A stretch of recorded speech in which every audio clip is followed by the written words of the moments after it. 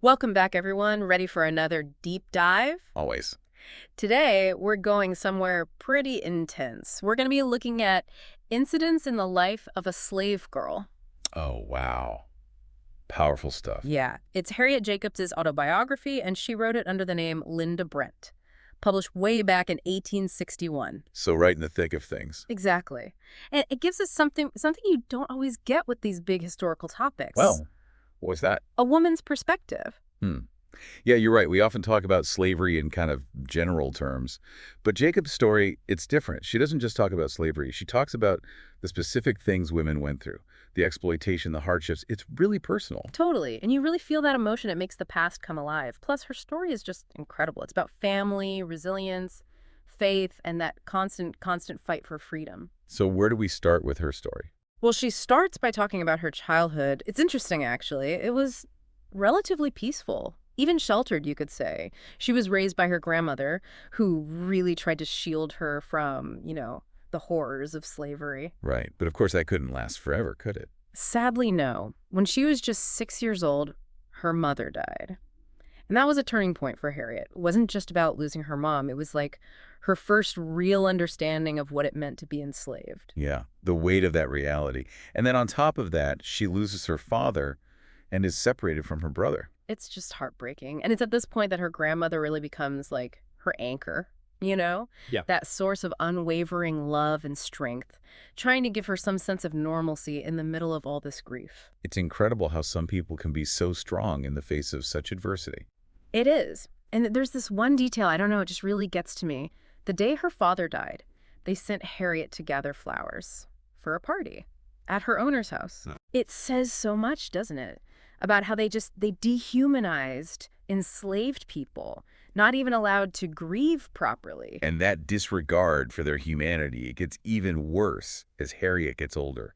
She talks about her master, how he starts sexually harassing her, the whispers, the manipulation. He's trying to corrupt her. And it just highlights this terrifying reality of slavery, how vulnerable women and girls were. Absolutely no legal protection. None whatsoever. She describes him, her master, making up these signs to communicate what he wanted because he couldn't always say it out loud. It's chilling how calculated it was. It's important to remember, Harriet's experience wasn't unique. Sexual exploitation was everywhere under slavery. It's just horrifying. It is. But what's remarkable is her resistance, how she held on to her dignity. Even in small acts of defiance, she fought back. Like what kind of acts? Well, later on, she secretly marries another man and has children, hoping to shield them from her master. It's a risky move, but shows incredible courage. It does, but, it wasn't just physical abuse they had to deal with. There was this whole other level of control, psychological stuff. Oh, right, the propaganda. Yeah. Slave owners would spread all these lies about the North, try and make people too scared to even think about escaping. Right, like scaring them into staying put. It was a deliberate strategy. Jacobs talks about this friend. This friend supposedly ran away to New York. Yeah. And what happened? Ended up starving on the streets. Awful. It was a way to control their minds, really. Yeah. Make freedom seem more terrifying than the horrors they already knew. It's messed up. Yeah. And religion was used as a tool, too, right? The slaveholders preaching about obedience and accepting your fate. But then they wouldn't even let enslaved people learn to read the Bible for themselves. The hypocrisy is mind-boggling. Jacobs, she contrasts this with the story of her Uncle Fred. He desperately wanted to read the Bible, to understand God's word. You can feel that yearning for knowledge and that desire to grow spiritually even when it was forbidden. Exactly. A testament to their strength, I think. Yeah, definitely. And then there's Harriet's experience with motherhood under slavery. I mean, can you imagine giving birth knowing that your child could be taken from you at any moment? I can't even begin to imagine that. The anguish she must have felt. And you know what makes it worse? Jacob says that when her daughter was born, her master, he was enraged, furious that she had a child with someone else. It just shows how he saw her, Yeah. not a human being, just a possession to be controlled. The whole system was dehumanizing, and it leads Harriet to make a really difficult choice. She starts a relationship with another white man, a Mr. Sands. Right. Trying to find a way out, a way to protect herself and her children. It's a decision that will have a huge impact on her life, as we'll see. Definitely a gamble, but, you can understand her desperation. It was a gamble for sure, becoming involved with Sands. But in a way, it did work out. Oh, How so? Well, Sands, he did buy her children. So they were free. Yes, free. But for Harriet, it was a tough choice, a real moral dilemma. Of course. Imagine the weight of that decision.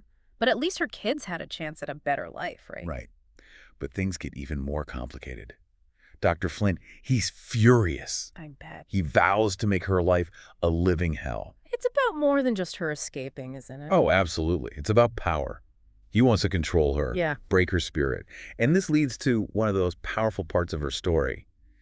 Harriet, she decides to hide in a tiny attic space. In her grandmother's house. Yeah. I remember this. For 7 years, right? 7 years. It's hard to fathom. It's crazy. I mean, a cramped attic, dark, stifling. She couldn't stand up straight, couldn't breathe fresh air, but she chose that over going back to him. It shows you the strength of a mother's love. She was willing to endure anything to protect her children. And she didn't just sit there waiting, did she? No, not at all. She was resourceful. She even made a tiny peephole so she could see her children playing outside. Wow. Just a small act of defiance, but so powerful. It shows how strong she was mentally, even in that situation. But let's not forget the toll it took. 7 years in those conditions, it really messed her up, physically and mentally. Yeah, she talks about the pain, the numbness, even temporary paralysis.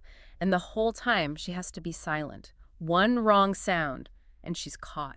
It's a reminder of the sacrifices so many enslaved people made for their freedom. And let's not forget about the people who helped her. Her grandmother, her Uncle Philip, her Aunt Nancy, they all risked their own safety to take care of her. It's incredible, a testament to their sense of community, how they supported each other. She talks about celebrating Christmas in that attic, making little gifts for her kids, even though she couldn't be with them. Heartbreaking, but also really inspiring. And she describes the Christmas festivities on the plantation, the singing, the dancing, even acts of defiance like stealing turkeys and pigs. They found ways to hold on to their humanity, to celebrate their traditions, even in those terrible circumstances. But those moments of joy, they were always overshadowed by fear. Of course, there was always that underlying fear. Like when news came of Nat Turner's rebellion. Yeah, that was a turning point. It sent shock waves through the South, white mobs terrorizing black communities, people being whipped, beaten, imprisoned. Just for the color of their skin. It shows how deeply ingrained that racism and fear was. So terrifying. And it wasn't even just about physical violence. Right. It was about control. Total control. Jacobs talks about finding solace in these secret religious gatherings, forbidden spaces where they could share their faith and find comfort together. It was a form of resistance, really, creating their own world, free from the eyes of their oppressors. But even with all the fear and oppression, the desire for freedom never went away, did it? Never. And after 7 long years in hiding, an opportunity arose. A chance to escape to the north. Through a friend. Yeah, a friend named Peter. He had always been there for her, supporting her. He comes up with this plan. Yes, a daring plan. It must have been so risky. But Harriet, with the love for her children and the support of her friends, she takes a leap of faith and heads north. Into the unknown. A true testament to her courage and determination. Her journey north is pretty intense. All those close calls, the constant fear of being caught. But she also encountered some really kind people along the way, like the captain of the boat she escaped on. He helped her. Yeah, he was actually a Southerner himself, but he treated her with respect and kept her safe. It just shows that even in a system as awful as slavery, there were good people who chose compassion. That gives me some hope. Me too. And finally, after weeks of uncertainty, she arrived in Philadelphia, her first taste of freedom.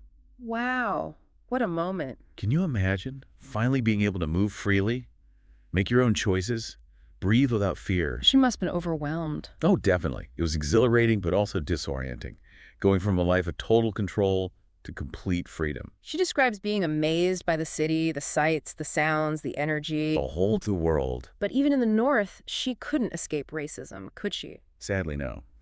She talks about this incident on a steamboat. She was told to get up from her seat just because she was black. Ugh, that's awful. And you know what's even crazier?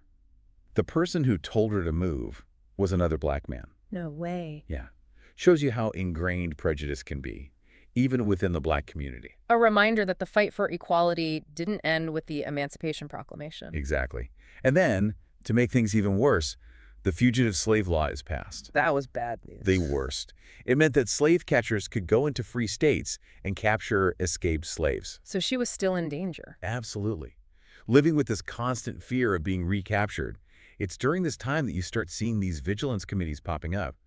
Groups of people dedicated to helping fugitive slaves escape and stay free. Brave people. Incredibly brave, risking their own lives to help others. It's inspiring, really, the power of human connection. And then Harriet gets some chilling news. What happened? Dr. Flint, her former master, he's on his way north. He's coming for her, coming to drag her back to that Oh, nightmare. man. I bet she was terrified. Absolutely. Even though she's physically free, the past is still haunting her. It's like a shadow hanging over her life. And Dr. Flint, he's not going to give up easily, is he? No, he's relentless, determined to get what he believes is his. So what does she do? Well, it becomes this intense back and forth. She's using her wit, her connections, everything she's got to stay one step ahead of him. Relying on that network of people who've helped her along the way. Exactly. The people who risk their lives to protect her. It really shows the power of community in the face of such oppression. It's a reminder that even in the darkest times, there's always hope. And then finally, some good news arrives. Yes, after years of fear and uncertainty, Harriet's freedom is officially secured. How? What happened? A friend of hers, they stepped in and bought her freedom from Dr. Flint. Wow, that's incredible. But it's kind of messed up too, right? Yeah, it's definitely bittersweet. It shows just how deeply flawed the system was. Yeah. That someone could be bought and sold like property. Even after escaping slavery, she still had to be purchased to truly be free. It's a contradiction that highlights the long-lasting impact of slavery, the scars it left on individuals and society as a whole. And Harriet, she's so honest about all of this in her book. The prejudice she faced in the North, the constant fear of being recaptured, it wasn't easy. Not at all. Yeah.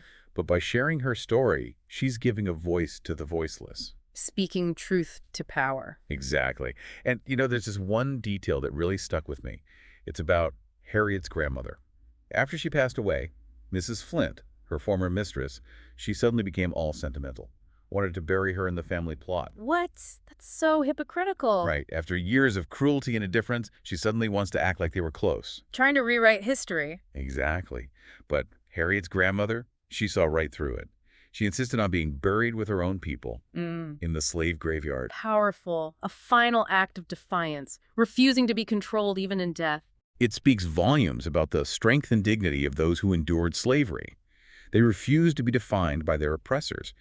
And Harriet's story, it does so much more than just recount historical events. It's a call to action. A call for justice and equality. And it makes you think, what does freedom really mean? Right. It's not just about the absence of chains. It's a state of mind. An ongoing fight for dignity and respect for all people. A fight that continues to this day. Harriet's story reminds us that we can never take freedom for granted. We have to keep pushing for a more just world. Absolutely. Her story is a powerful reminder of the resilience of the human spirit and the importance of fighting for what's right, no matter the cost. It's a story that everyone should hear. So thank you for joining us for this deep dive into the life of Harriet Jacobs. A truly remarkable woman. Her story and the stories of countless others who endured slavery, they need to be remembered. They do. So we can learn from the past and work towards a better future. And on that note, we'll leave you with this thought. What can we each do in our own lives to continue that fight for justice and equality? Something to ponder as we go about our day. Thank you for listening.